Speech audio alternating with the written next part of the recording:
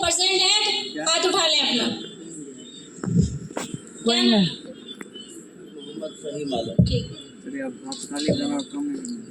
अस्सलामु अलैकुम व रहमतुल्लाहि व बरकातुहू। वालेकुम सलाम। यूं ही बेसबब ना फिरा करो, कोई शाम घर भी रहा करो।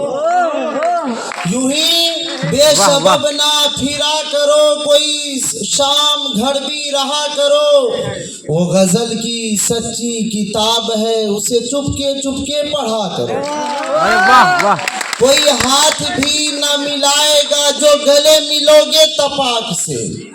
कोई हाथ भी न मिलाएगा जो गले मिलोगे तपाक से।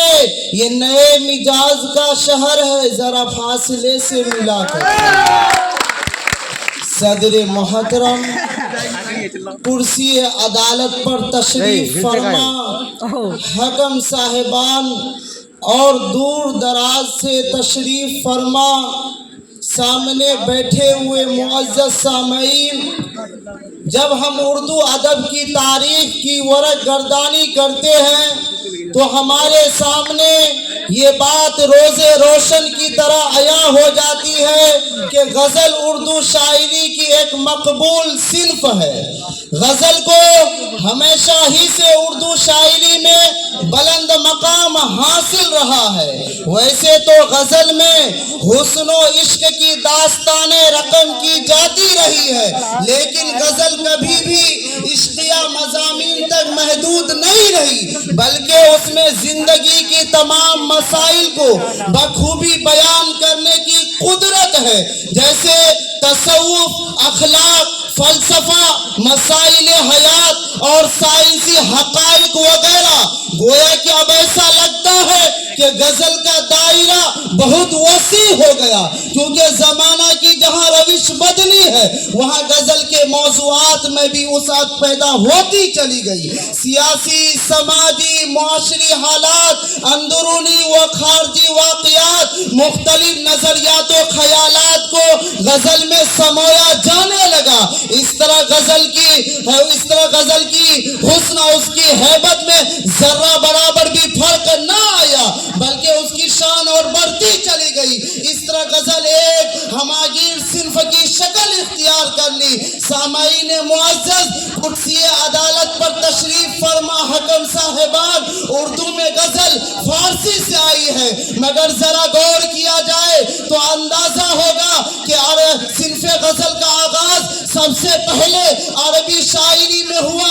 अरबी में लिखे हुए तवील कसीदों के इब्तिदाई तमहीदी हिस्सों में, जिसमें ज्यादातर इश्क व मोहब्बत की बातें होती थी, वो गजल कहा जाता था। फिर रफ्ता रफ्ता ये शायरी की अलग सिन्फ बन गई और फारसी के शायरों ने इसमें ज्यादा रंगीनियां भर दी, यहाँ तक कि उर्दू में भी यही रंगो मिजाज रहा।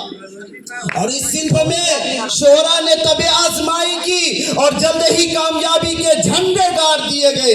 सामईन मोहतरम, हकम साहिबान, यूं तो उर्दू में गजल गोई का आगाज अमीर खुसरू से माना जाता है, अगरचे उनकी सिर्फ एक गजल है जो मकामी जबान और फारसी जबान से मिला जुला नमूना है, मगर उसके बावजूद और उसके बाद मीर तकी मीर, जिगर, हसरत, इकबाल और कलीम आजिज तक उर्दू शायरों की एक बड़ी तादाद में गजलें कही है। गुज़िश्ता 40-50 सालों के दौरान हिंदी में भी गजल कहने का सिलसिला शुरू हुआ है और वहाँ कुछ अच्छे गजल को शोरा सामने आए हैं। खुसरू का गजल का एक कता जो उसकी गजल गोई को बहुत अच्छे से अक्कासी करता है कि उर्दू है मेरा नाम, मैं खुसरू की पहेली।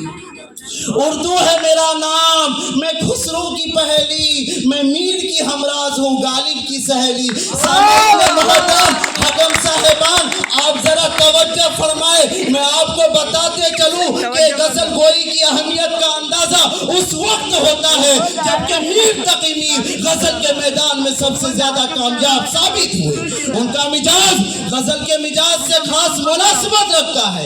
यही वजह है कि उनको दूसरी असनाफ सुखन के मुकाबला में नुमाया कामयाबी हासिल हुई और नुमाया कामयाबी हुई और वह गजल के मैदान में कामयाब साबित हुए। वह भी अपने अंदर एक नाजुक और हसास दिल रखते हैं। जब कभी उन्हें कोई तकलीफ पहुंचाता है तो वह भी कर्ब से चीख उठता है और यह गमो तकलीफ उनकी शायरी में बेहद नफासत के साथ जगह बना लेती है। और वीरान दिल का हाल इस तरह बयान कर रहे हैं कि दिल की वीरानी का क्या मज़कूर, हजरात दिल की वीरानी का क्या मज़कूर। ये नगर 100 बार लूटा गया, मीर को महबूब की खुली आंखों में शराब की नशा नजर आता है, वो उसकी नशेली आंखों के दीवाने हैं और इसी दीवानगी ने उनसे ये शेर कहलवाया है, मीर उनकी नीमबाज आंखों में, मीर उनकी नीमबाज आंखों में सारी मस्ती शराब की सी है। और उन्होंने यानी मीर तकी मीर ही ने अपनी महबूब की जुदाई पर ये शेर कहा, जब नाम तेरा लीजिए तब चश्म भरावे, जब नाम तेरा लीजिए तब चश्म भरावे, इस तरह जीने को कहां से जिगर आवे। सामईन मुहतरम हकम साहिबान, मैं इसी चंद बात पर अपनी बातों को खत्म करता हूं इस शेर के साथ कि सलीके से हवाओं में जो खुशबू घोल सकते हैं, सलीके से हवाओं में जो खुशबू घोल सकते हैं, अभी कुछ लोग बाकी है जो उर्दू बोल सकते हैं। वाह वाह, बहुत जल्जलो आओ दहकते